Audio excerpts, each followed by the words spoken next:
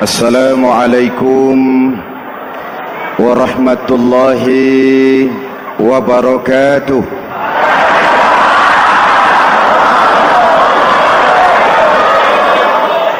Alhamdulillahi rabbil alamin, wassalatu wassalamu ala ashrafil mursalin, sayyidina wa maulana Muhammadin wa ala alihi wa sahbihi ajma'in, amma ba'du.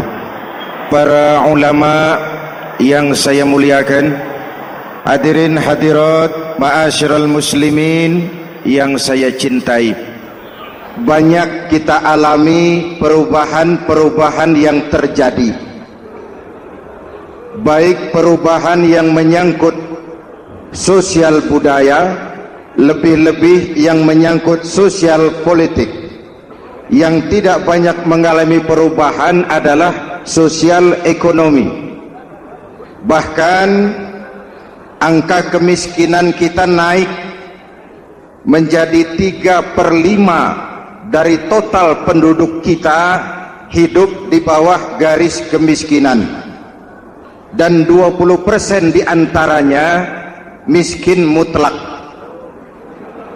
Perubahan-perubahan yang terjadi menyadarkan kita kepada kebenaran Al-Quran ketika Allah menyatakan wa tilkal ayyamu nudawiluha bainan nas.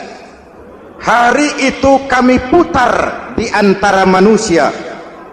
Ada saat datang, ada waktu pergi, ada hari lahir, ada saat kembali, ada waktu dilantik, ada saat menyerahkan jabatan.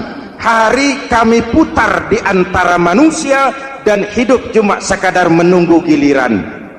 Soalnya kemudian di tengah perubahan-perubahan yang terjadi begitu cepat, what must we do now?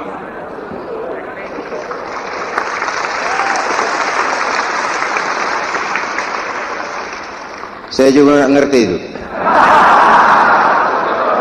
Yang penting kan penampilan. Saudara-saudara kaum muslimin di seluruh tanah air, jadi pemimpin adalah pelayan bagi orang yang dipimpinnya. Okelah, perbaikan ekonomi, pembukaan lapangan kerja baru kita serahkan kepada pemerintah, karena kita percaya mereka orang-orang terpilih belaka yang dipilih dengan kepercayaan akan mampu membawa rakyat keluar dari kesulitan. Amin. Tugas kita sekarang di zaman susah meluruskan akidah. Jangan sampai mbah dukun yang naik ke permukaan. Betul? Islam misinya yang pertama membebaskan manusia dari kemusyrikan. 13 tahun Rasul berjuang di Mekah, menanamkan akidah, meluruskan keyakinan, membentuk iman. 13 tahun membebaskan manusia dari belenggu kemusyrikan. 13 tahun menanamkan la ilaha illallah Muhammadur Rasul dengan seluruh konsekuensinya. Kalau saya yakin tidak ada Tuhan selain Allah, saya tidak akan minta tolong kecuali hanya kepada Allah. Saya tidak akan pernah takut kecuali hanya kepada Allah. Saya tidak akan menggantungkan hidup kecuali hanya kepada Allah. Saya tidak akan minta rizki kecuali hanya kepada Allah.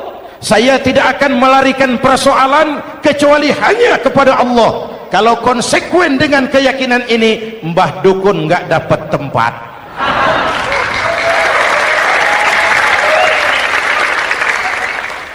Akur, ayo lihat secara sederhana. Saya sandaran di tiang, tiangnya ambruk, sayanya jatuh. Saya sandaran di tembok, temboknya runtuh, saya juga runtuh. Saya sandaran kepada orang kaya, dia jatuh miskin, saya bangkrut. Saya sandaran kepada jenderal, dia pensiun, saya selesai. Tapi kalau saya sandaran hanya kepada Allah, Allah tidak akan pernah miskin, Allah tidak akan pernah lumpuh, Allah tidak akan pernah terpuruk, dan Allah tidak akan pernah berkurang kekuasaannya.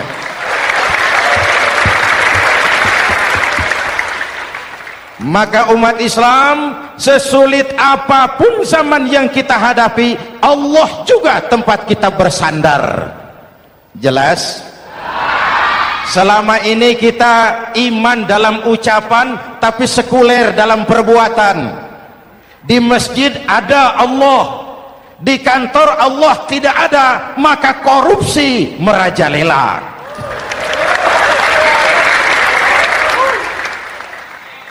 Di masjid ada Allah, di pasar Allah tidak ada, maka timbangan tetap curang. Kita iman dalam ucapan tapi sekuler dalam perbuatan. Oleh karena itu, sesulit apapun zaman yang kita hadapi, iman jugalah pegangan kita, Allah juga tempat kita bersandar. Boleh zaman berubah, akidah jangan sampai goyah, karena iman kita hidup, untuk iman kita berjuang, dan dalam iman kita ingin kembali menghadap Allah Subhanahu. Selama ini manusia Indonesia kita lebih banyak diisi otaknya, hati sering kosong, agama dangkal, akidah rapuh, moral rendah.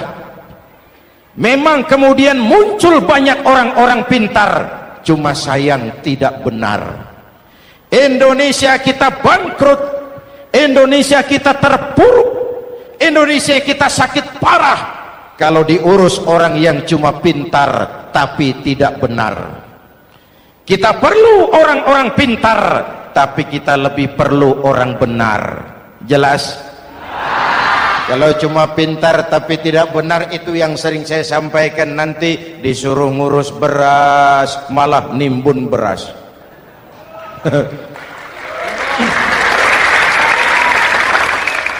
Disuruh ngurus laut malah jadi bajak laut. Disuruh ngurus hutan rame-rame jadi orang hutan. Jutaan hektar hutan Indonesia kita ini merupakan kekayaan sumber daya alam kita yang harus digunakan bagi sebesar-besar kemaslahatan rakyat. Yang disuruh ngurus hukum malah bikin hukum seperti pisau, tajam ke bawah, tumpul ke atas. Jangan heran lalu di masyarakat muncul street justice, pengadilan jalanan, sebagai refleksi dari ketidakpuasan melihat sikap hukum yang sangat berpihak. Kalau yang kecil salah, hukum cepat-cepat ditegakkan.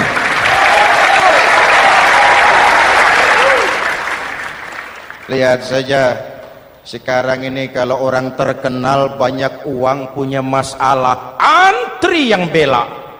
Betul?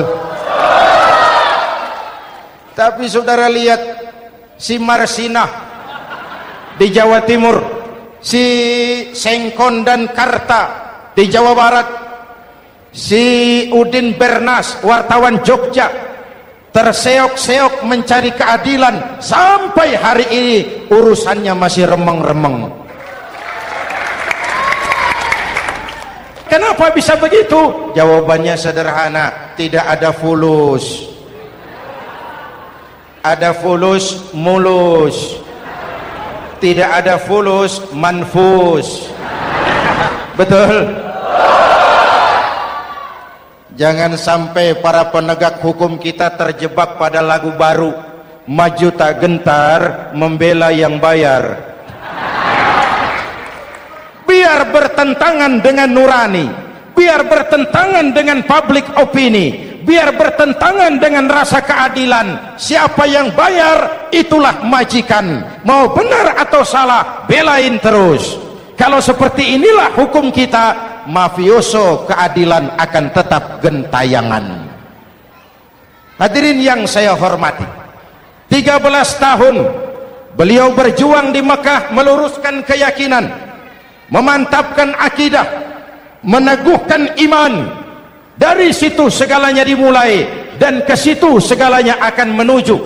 Intan paling mahal, mutiara paling berharga, tidak lain adalah nilai-nilai keimanan. Kalau itu sudah tergadai, apalagi yang bisa kita banggakan dalam kehidupan ini? Kita merasa harta kita berharga, belum ada artinya ketimbang iman. Kedudukan kita punya nilai pun belum ada artinya ketimbang dengan nilai-nilai keimanan. Itu intan paling mahal, itu mutiara paling berharga. Harta baru ada manfaatnya kalau dilandasi dengan iman. Jabatan dan kedudukan baru terasa gunanya kalau dilandasi dengan keimanan. Kalau jabatan lepas dari iman, yang akan lahir Fir'aun baru. Jelas? Kalau harta terlepas dari iman, yang akan muncul adalah konglomerat korun. Kalau ilmu pengetahuan terlepas dari nilai dasar keimanan, maka yang akan muncul adalah ilmuwan pelacur yang menyalahkan yang benar, membenarkan yang salah untuk kepentingan pribadi. Dan kondisi seperti itu tidak akan membuat kita makin sehat. Oleh karena itu, pada kesempatan ini, pesan pertama saya, menghadapi zaman susah, tetap jaga akidah, tetap pelihara keyakinan. Kesulitan bukan untuk ditakuti, untuk diatasi. Hidup adalah kerja keras, bukan keajaiban. Perubahan tidak akan datang hanya dengan simsalabim abragadabra. Perubahan tidak akan muncul hanya dengan berandai-andai. Perubahan tidak akan turun dari langit seperti turunnya embun di waktu malam. Perubahan adalah kerja keras, sehingga Al-Quran membimbing kita, innallaha la yughayyiru ma biqaumin hatta yughayyiru ma bi anfusihim. Allah tidak akan mengubah keadaan suatu bangsa kalau mereka tidak mau mengubah apa yang ada di dalam diri mereka. Yang ada di dalam diri itu rule of thinking, state of mind, cara kita berpikir, cara kita memandang kehidupan, cara kita mengatasi persoalan. Hadirin yang saya hormati, inilah iman. Berangkat dari ini kita menyadari ini ujian buat kita rakyat. Dan kita rakyat Indonesia ini kalau sama susah sih sudah kenyang. Ya Pak, ya Pak. Kita ini sebagai bangsa mengalami apa yang disebut oleh Bung Karno up and down, naik turun, timbul tenggelam, pasang surut. 350 tahun dijajah oleh Belanda, kita susah. Berangkat Belanda masuk Jepang, susah lagi. Pergi Jepang datang nikah, susah lagi. Lalu kita merdeka, dirongrong oleh berbagai pemberontakan, susah lagi. Makan bulgur antri minyak. Lalu PKI berontak, susah lagi. Muncul orde baru, lama-lama susah lagi. Orde baru selesai, naik reformasi, mulai repot nasi, susah lagi.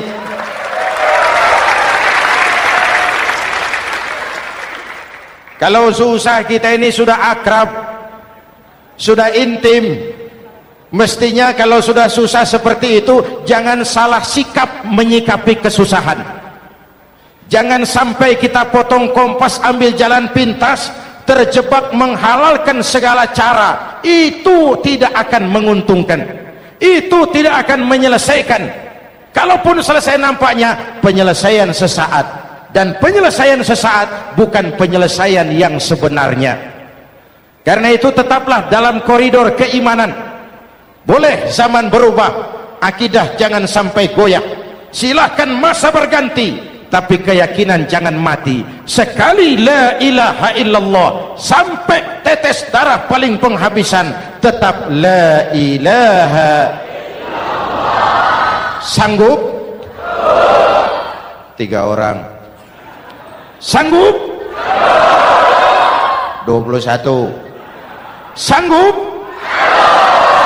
Kalau sanggup kita harus konsekuen. Saudara-saudara di seluruh tanah air, Misi yang kedua dari Islam setelah membebaskan manusia dari kemusyrikan, membebaskan manusia dari ras diskriminasi, mengikat manusia dengan tali akidah. Sebelum Islam datang, manusia dibedakan oleh warna kulit, manusia dibedakan oleh faktor keturunan, manusia dibedakan oleh faktor harta dan benda. Adalah Rasul yang mengajarkan, innallaha la yanzuru ila suwarikum wala ila amwalikum walakin yanzuru ila qulubikum wa a'malikum. Allah tidak melihat potonganmu, Allah tidak melihat hartamu, yang Allah lihat itu adalah hatimu dan amal perbuatanmu. Jauh sebelum Amerika teriak-teriak membanggakan apa yang mereka sebut sebagai Declaration of Independence, Nabi sudah mengajarkan kepada kita semua, annas kulluhum li Adam wa Adam min turab, la fadla li arabiyyin ala ujamiyyin illa bittaqwa. Seluruh manusia berasal dari Adam. Adam diciptakan dari tanah. Tidak ada kelebihan Arab dengan yang bukan Arab kecuali takwanya. Jauh sebelum Amerika mencanangkan bahwa semua manusia dilahirkan sama, that all men are created equal, jauh sebelum itu Islam sudah membebaskan manusia dari ras diskriminasi. Apa dalam konteks kekinian menghadapi zaman susah tetap jaga kerukunan? Ya Pak, ya Bu, oi Bu, menghadapi zaman susah tetap jaga kerukunan, baik antar umat seagama, antar umat beragama, maupun antar umat beragama dengan pemerintah. Menjaga kerukunan, jangan saling sikat sikut di antara kita. Sebab kalau sudah rukun, saya ajak berhitung, 1 ditambah 1 sama dengan, itu matematika namanya, hasilnya pasti. Tapi angka sosial hasilnya aneh. Saya ubah jadi angka sosial. Ayo kita berhitung lagi. 1 orang takut ditambah 1 orang takut sama dengan 2 orang setengah berani. Kenapa setengah berani? Karena sudah berdua. Tadi kan takut sendiri. Kalau sama-sama takut berkumpul jadi setengah berani. Kalau ditambah 1 orang takut lagi, 1 orang takut ditambah 1 orang takut ditambah 1 orang takut sama dengan 3 orang berani. Kenapa jadi berani? Karena sudah bertiga. Kita yang lemah, kita yang marginal, kita yang dikucilkan, bahkan kita yang dilecehkan, kalau mau rukun kita akan kuat dan tidak bakal dipermainkan orang.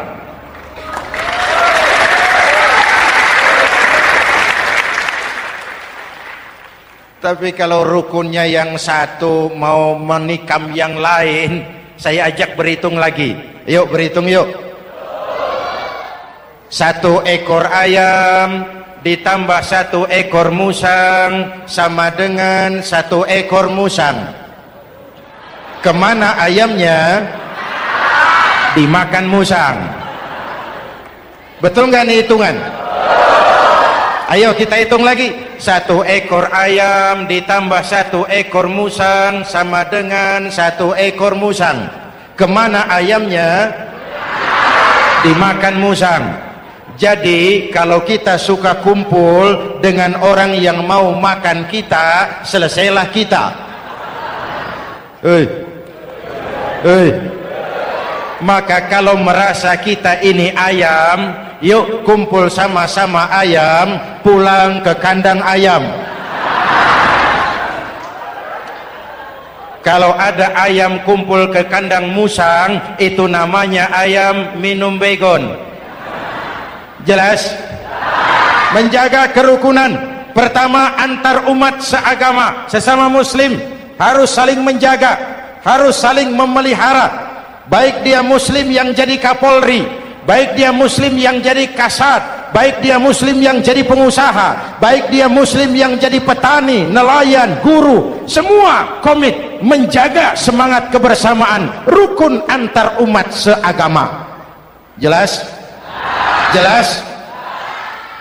Hadirin yang saya hormati, atas dasar itu saya ingatkan kembali, kita semua ingin persoalan terorisme dilepaskan kaitannya dari agama manapun. Tidak ada kaitannya terorisme dengan Islam, dengan Kristen, dengan Hindu, dengan Buddha. Tidak ada kaitannya terorisme dengan pondok pesantren.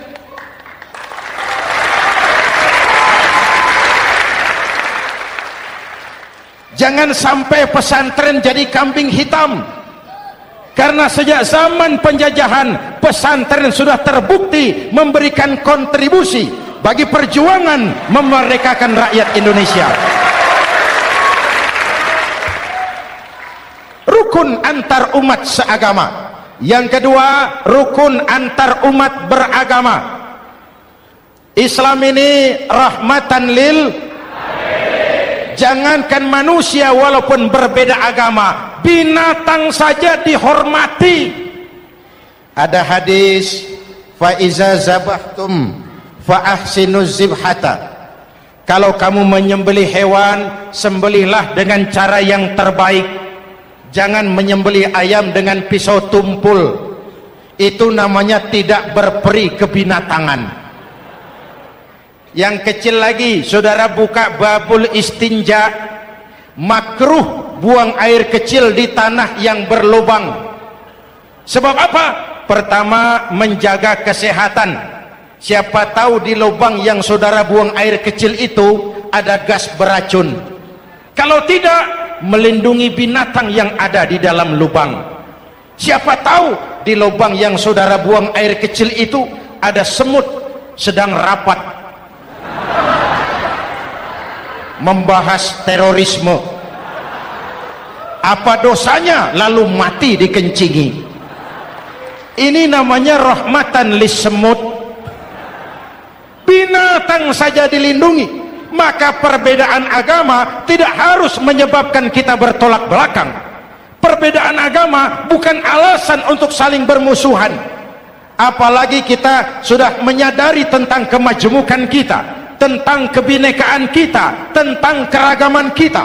Rukun antar umat beragama, saling menghormati, saling menghargai, tapi tetap dalam batas lakum dinukum. Lalu rukun antar umat beragama dengan pemerintah.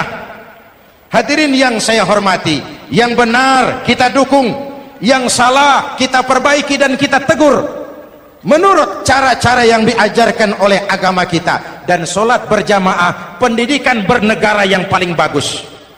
Tadi kita sholat ada imam, ada makmum, betul? Makmum wajib ikut imam kalau imam benar sholatnya. Rakyat wajib ikut pemimpin kalau pemimpin benar mimpinnya.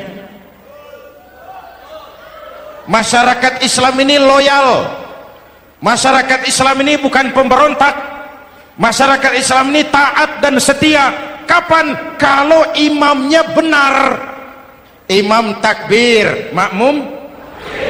Imam ruku, makmum. Imam i'tidal, makmum. I'tidal. Imam sujud, makmum.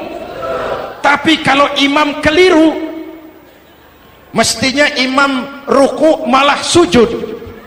Salah imam ini. Tegur. Siapa yang wajib negur? Makmum yang saf terdepan.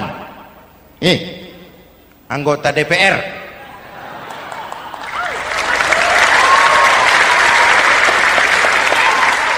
Ini wakil-wakil makmum ini, saf di depan ini. Kalau imam keliru, mereka paling tahu. Ngomong. Tegur. Bagaimana negurnya? Ada aturan main. Mestinya ruku, imam sujud. Salah ini imam. Subhanallah. Kan begitu negurnya. Betul? Tidak boleh juga imam keliru, makmum emosi. Main pegang. Woi, makmum salah. Hoi, hoi. Kacau sholat. Betul? Anggota dewan ini, soft di depan. Itu kalau imam keliru. Satu saat imam buang angin. Namanya manusia bisa buang angin toh. Apa makmum lalu berkata, demi kesetiaan saya kepada imam, imam buang angin, saya lebih keras lagi. Itu namanya fanatisme buta, loyalitas yang goblok. Imam buang angin, minggir. Iyyaka na'budu wa iyyaka nasta'in. Sampai situ imam buang angin, minggir imam. Lalu sof yang di depan maju. Tidak usah bikin sholat baru, teruskan pekerjaan imam. Ihdinas siratal mustaqim. Teruskan. Kenapa? Kalau bikin sholat baru lagi, nanti buang angin lagi. Bikin lagi sholat. Kapan selesainya sholat? Kapan selesainya membangun negara ini? Yang penting imam tahu diri, buang angin, minggir.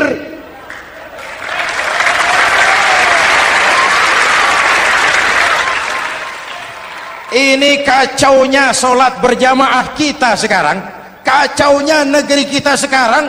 Banyak imam sudah buang angin, gengsi. Diam aja merasa nggak punya salah. Dikasih tahu sama makmum, imam tadi buang angin ya, malah jawab sedikit. Apa kalau sedikit lalu tidak batal sholat itu? Mekanisme kehidupan sosial yang diatur lewat tuntunan sholat berjamaah, sehingga Nabi berpesan, kun imaman muta'an au ma'muman muti'an fala takun thalisan jazu'a. Kalau jadi pemimpin, jadilah pemimpin yang ditaati. Kalau jadi makmum, jadilah makmum yang mentaati. Jangan jadi golongan ketiga pemecah belah. Di depan tidak jalan, di belakang takut, ditaruh yang di tengah, di depan didorong, yang belakang ditendang. Ini namanya biang kerok. Saudara-saudara, dari uraian singkat ini saya ambil beberapa catatan pokok. Pertama, kalau ada intan paling mahal, kalau ada mutiara paling berharga dalam hidup kita, itu tidak lain adalah karena keyakinan. Hidup jadi indah, hidup jadi berharga, hidup jadi berarti kalau didasari atas sebuah keyakinan. Dan keyakinan itu tidak lain adalah nilai iman kita, akidah kita kepada Allah Subhanahu wa ta'ala. Yang kedua, tetap menjaga kerukunan. Sesulit apapun zaman yang kita hadapi, kita tetap harus menjaga semangat kebersamaan. Kita harus tetap menjadi lem perekat yang menjaga keutuhan, baik sebagai bangsa maupun sebagai umat. Perbedaan adalah wajar, harus dihormati sebagai ciri kehidupan berdemokrasi. Tapi jangan perbedaan menjadi sebab kita bermusuhan, dan jangan perbedaan menyebabkan kita saling berpecah belah. Hormati perbedaan, jangan perbedaan dipandang sebagai permusuhan. Dengan akidah yang kuat dan kebersamaan yang kokoh, ayo kita hadapi kesulitan, kita atasi kesulitan, dan dengan kerja keras untuk menyongsong hari esok yang lebih pasti. Mari kita Fatihah, semoga Allah memelihara kita bangsa Indonesia. Ala hadhihi niyah wa ila hadratin Nabi. Al-Fatihah.